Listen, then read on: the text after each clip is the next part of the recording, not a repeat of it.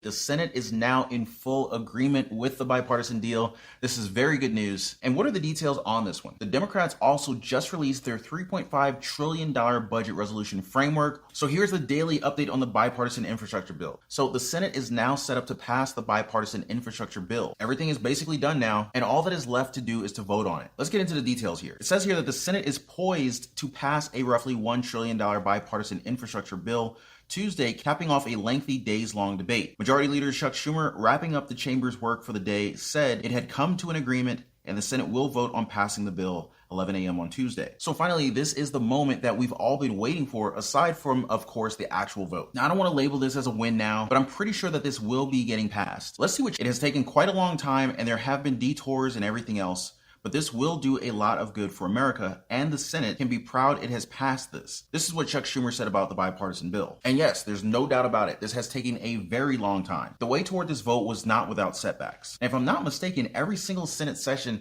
had a delay that affected this bill, or at least it felt like it. At the start, you wouldn't have expected that they would have been able to pull this off, but here we are. And there are enough Republican supporters now, and that's a very welcome surprise. But let's continue. So the bill is on a glide path to passage, as roughly 20 GOP senators have supported advancing the bill so far. The bill, which includes approximately $550 billion in new spending, is substantially smaller than the plan initially outlined by President Biden earlier this year, but it includes new funding for things such as roads, bridges, rail, water, and broadband. Now, the minimum number of votes required for the Republicans is 10, and with roughly 20 now, it's safe to say that they have enough votes to get this done. Now, while the $550 billion of the fund will come from new spending, I believe that the remaining funds will come from unused money from previous stimulus packages. Now, remember, there is still a lot left over, and now would be a very good time to repurpose those. Now, speaking of the stimulus package, right after they pass this bill, Democrats will work on the next one. So let's see here. Once the Senate passes the bipartisan bill, Democrats are expected to move directly to taking up the budget resolution that green lights and includes instructions on drafting a $3.5 trillion spending package later this year. Democrats are using the budget rules to pass both the resolution and the subsequent spending bill without GOP votes. Yes, this budget resolution is basically the stimulus package. I just wanted to clarify that because a lot of people had questions about it. So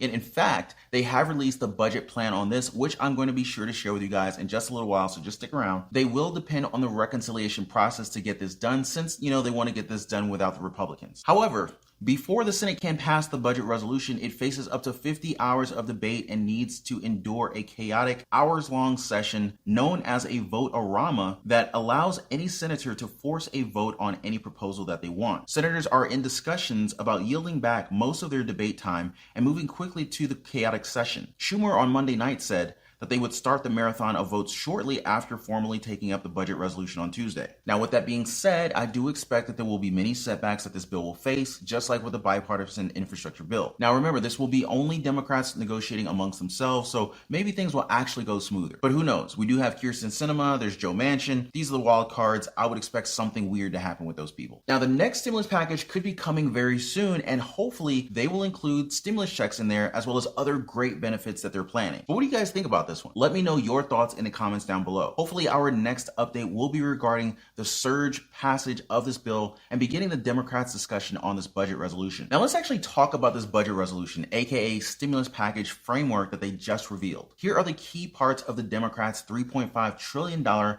budget resolution. Let's get into the details here. Senate Democrats on Monday unveiled a $3.5 trillion budget resolution they aim to pass without Republican support, paving the way for boosting spending in a number of key areas in line with the president's legislative agenda through a process called reconciliation. Democrats say the massive spending framework would unlock funding for universal pre-K and tuition-free community college while making investments in public housing and clean energy efforts, as well as expanding. So this is all part of President Biden's agenda, and it seems like Biden is going all in, pushing this right after the infrastructure bill. Now, if the bill actually gets through and we get funding for the priorities previously mentioned, then we can see millions of Americans get the help that they need and actually improve the quality of their lives. But let's go ahead and continue here. So what we see here is in the Senate, Democrats must keep all 50 members together, including centrists who have already balked at the $3.5 trillion price tag in the House, and Democrats have a very slim majority.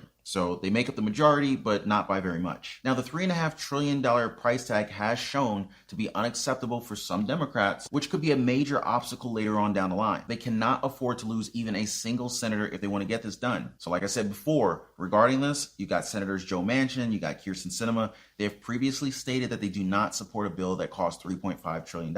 Even before negotiations have started, I can already feel that this may be one of the main discussion points. It doesn't mean that the deal doesn't get done, but I can expect a little bit of debating and negotiating in this area. Now, here are some of the key areas that the newly released budget framework would approve spending for. So first up, they want to increase taxes on corporations and on the rich. It says here that the Democrats' budget resolution would raise taxes on the wealthiest Americans and corporations while pledging to provide tax relief for middle-class families. Democrats say that their proposed tax hikes won't impact middle-class families. Their plans would prohibit new taxes on small businesses, family farms, and families making less than $400,000 annually, fulfilling a Biden campaign promise. Tax reliefs will certainly help the average American, while the wealthy 1% of the population will have to pay more in taxes. That sounds a little bit fair, doesn't it? I don't know. You guys let me know. But on top of that, they are also calling for an extension of child care tax credits. Remember, child tax credits are only set to go until the end of the year. Now, if they decide to extend it, families would be able to benefit from these tax credits for more years to come. Now, here's what Senator Chuck Schumer had to say about taxing the rich. In a letter to the Democratic lawmakers on Monday, Senate Majority Leader Chuck Schumer said the reconciliation bill will provide the largest tax cut for American families in a generation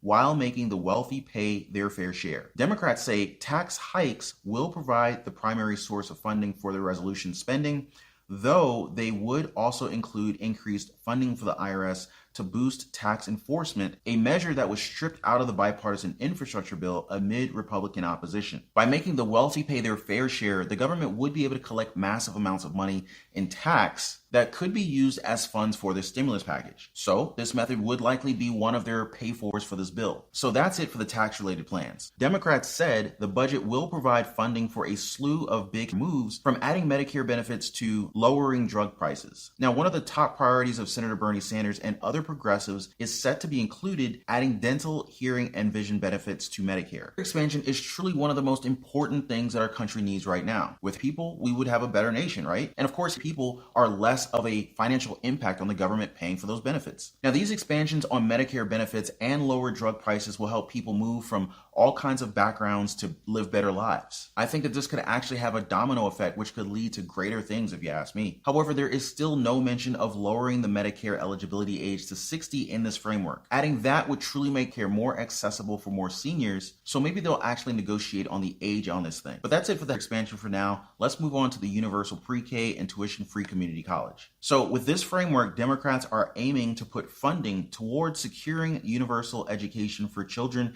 ages 3 and 4 years old, as well as making community college free for up to 2 years. The proposal addresses a budget priority for the president, who has pushed for both items in recent months, in addition to funding for childcare for low-income families and for a paid leave program. Now just imagine having the opportunity to go to college for free for up to 2 years. I think that many people would actually take full advantage of this and get themselves a start in college. This is probably one of the easier ways to boost your income. I mean, who doesn't want to raise their income, right? Also, universal education for children would make it easier for low-income families with young children to get their kids to school. With this, education would be more accessible. But what do you guys think? Would you go to college for 2 years without having to pay for tuition? I know when me and my wife were growing up and, we had our first child and we had to put him in pre-K, we were already broke, so having to pay for that just made things even more financially stressful for us. I would have loved to have that burden lifted off of our shoulders then. Personally, I think the answer is obvious, but let me know your thoughts in the comments down below. Now, up next, we have plans regarding immigration, which is another very hot topic. It says here that the budget resolution will pave the way for Democrats to include investments in border security and provide a pathway for citizenship in their spending plan. The resolution outlines $107 billion to be allocated to the Senate Judiciary Committee. Democrats are planning to use the funding for smart and effective border security measures,